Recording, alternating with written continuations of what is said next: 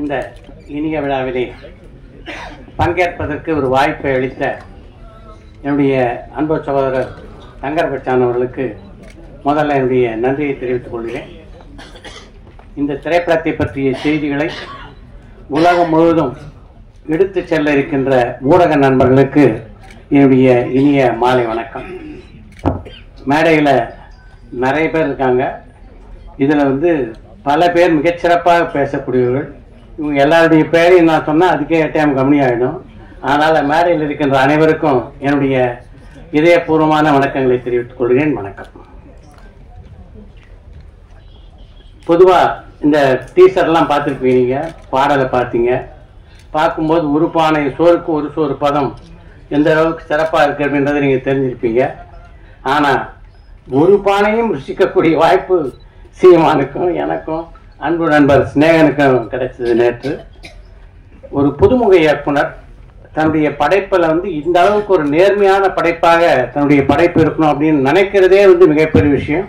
அந்த விஷயத்தில் சிவபிரகாஷ் இயக்குனர் அவர்களை நிச்சயமாக பாராட்டியே ஆக வேண்டும். அவர் இப்படியெல்லாம் சிந்திச்சதுல ஆச்சரியப்படுறதுக்கு ஒன்றும் இல்லை. ஏன்னா அவர் பாலுமகேந்திராவுடைய பட்டறையிலே தயாரானவர். அதை பரம்பூரா பார்க்க முடியுது. இது ஒரு மிக சீரியஸான படம். அதனால சிவபிரகாஷும் சீரியஸாக தான் இருப்பார் அப்படின்னு நினைச்சேன் நான். ஆனால் அவர் ஒரு சின்ன குறும்புக்காரர் அப்படின்றது இந்த படத்தினுடைய டைட்டில் பார்க்கும்போது எனக்கு தெரியுது. தங்கர் பச்சானுடைய மகனான விஜித் பச்சானை கதாநாயகனை அறிமுகம் செய்தவர் அவங்க அப்பாவுடைய குணத்தை படத்தினுடைய டைட்டிலாக வச்சிருக்காரு. பேரன்பும் பெருங்கோபம் கொண்டவர் தான் தங்கர் பச்சான். அவரோடு நல்லா நெருங்கி பழகியவர்களுக்கு தெரியும். அவரை பொறுத்தவரைக்கும் அன்பு காட்டுறதுலையும் அவருக்கு நிகர் அவர் தான்.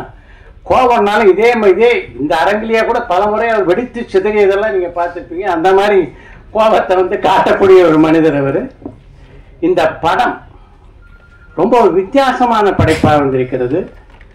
சில சமயம் நாம ஒரு கணக்கு போடுவோம், காலம் அந்த கணக்கை மாற்றும். ஆக்சுவலா விஜித் பச்சானை தங்கர் பச்சான் தான் அறிமுகப்படுத்துவதாக இருந்தார் அவர் ஒரு படத்துல. ஆனா காலம் அதை மாற்றி இந்த படத்திலே அவர் அறிமுகம் செய்ய வைத்திருக்கிறது. அதுவே விஜித் பச்சானுடைய முதல் வெற்றியாக நான் பார்க்கிறேன். ஒரு புதுமுக நடிகருக்கு இப்படிப்பட்ட ஒரு கதாபாத்திரத்தில் இருக்கக்கூடிய வாய்ப்பு அமையறது இருக்குல்ல, அது ரொம்ப பெரிய விஷயம். அந்த வாய்ப்பை மிகச்சரியாக பயன்படுத்திக் கொண்டிருக்கிறார் தங்கர் பச்சானுடைய அருந்தவ புதல்வர். ஏன்னா இது மாதிரி படத்துல தான் முதல் படத்துக்கே ஒரு கடுமையான உழைப்பு தேவைப்பட்டது. இந்த படத்துல அதை முழுமையாக அவர் செலுத்தியிருக்காரு. அதே மாதிரி இந்த படத்துல கதாநாயகன் நடிச்ச ஷாலியும் மிகச்சிறப்பா நடிச்சிருக்காங்க. ஏன்னா இந்த புதுமுக நடிகர்களை பொறுத்த வரைக்கும் முக்கியமான விஷயம் என்னன்னா, இந்த கதாபாத்திரம் இருக்கு அது உங்களை ஈர்க்க வேண்டும். அப்பதான் இந்த புதுமுகங்கள் உங்களுடைய மனதிலே பதிவாரு. இப்ப பாண்டியனை மண்வாசன படத்துல பாரதி ராஜா ஒப்பந்தம் செய்த போது நான் எந்த அளவு மறந்து போனேன் அப்படின்றத பத்தி இங்க இருக்கிற பத்திரிகை நம்மளுக்குலாம் நல்லா தெரியும். ஏன்னா அதை பத்தி நான் பல முறை பேசியிருக்கேன். அதனால திரும்ப அதை பேச விரும்பல. ஏன்னா ஒரு வளையல் கடையில இருந்த பையன் பாண்டியன் யாராவது ஒரு முறை பார்க்கிறார், பார்த்த உடனே இந்த பையனை கதாநாயகனா போடுறான்றார். அதுதான் இப்படி முதல் படம். யோசிச்சு பாருங்க. தொடர்ந்து படங்கள்லாம் எடுக்கணுன்ற கனவெல்லாம் போயிடுமோ அப்படின்னு நினைச்சேன் நான். ஆனால் அப்படிப்பட்ட பாண்டியன் அதற்கு பின்னாலே 85 படங்களிலே கதாநாயகன் நடித்தான் என்றால் அதுக்கு முக்கியமான காரணம் அந்த படத்திலே பாண்டியன் ஏற்றிருந்த வீரன் என்ற கதாபாத்திரம். அந்த வீரன் அப்படியே ஜனங்க மத்தியில் போய் பளிச்சுன்னு ஒட்டிட்டார். அதன் காரணமாக தான் பாண்டியன் அந்த அளவுக்கு வெற்றி பெற முடியுது. அப்படிப்பட்ட ஒரு கதாபாத்திரத்தை இந்த படத்துல விஜய் பச்சனுக்கு உருவாக்கி கொடுத்திருக்கிறார் இந்த படத்தின் இயக்குனர். அதுதான் முக்கியமான விஷயம். இது எல்லாத்துக்கும் மேல இந்த படத்துக்கு யார் இருந்தா சரியா இருக்கும் அப்படின்ட்டு மிக சரியாக நல்ல நல்ல நடிகர்களை தேர்ந்தெடுத்து போட்டிருக்காரு. ஒரு பக்கம் மைண்ட் கோபி, இன்னொரு பக்கம் அருள்தாஸ் என்று என்னுடைய நண்பர்கள் பல பேர் இந்த படத்துல ரொம்ப சிறப்பா செஞ்சிருக்காங்க.